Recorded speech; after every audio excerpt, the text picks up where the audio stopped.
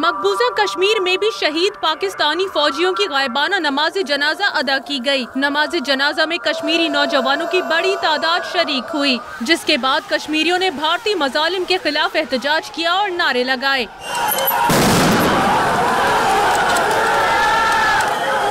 بھارتی فوج نے کشمیریوں پر فائرنگ اور شیلنگ کی، جس سے کئی کشمیری زخمی ہوئے۔ حریت رہنما سید علی گیلانی نے کہا کہ کشمیر پاکستان کے ساتھ ہے۔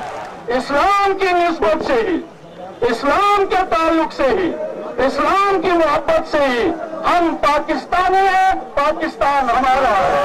وادی کشمیری پاکستانی ہے کے نعروں سے گونج اٹھی۔ ہم پاکستانی ہیں، پاکستان ہمارا ہے، ہم پاکستانی ہیں، وادی میں آج بھارتی جارحیت کے خلاف مکمل ہڑتال کی گئی۔ حریت رہنما میر وائز عمر فاروق نے بھارت کی جانب سے پاکستان سے جنگ چھیڑنے کی باتوں پر تشویش کا اظہار کیا۔ حریت قیادت نے وادی میں ہڑتال کی کال 6 اکتوبر تک بڑھا دی۔ سری نگر میں لال چوک تک احتجاجی ریلی نکالی جائے گی۔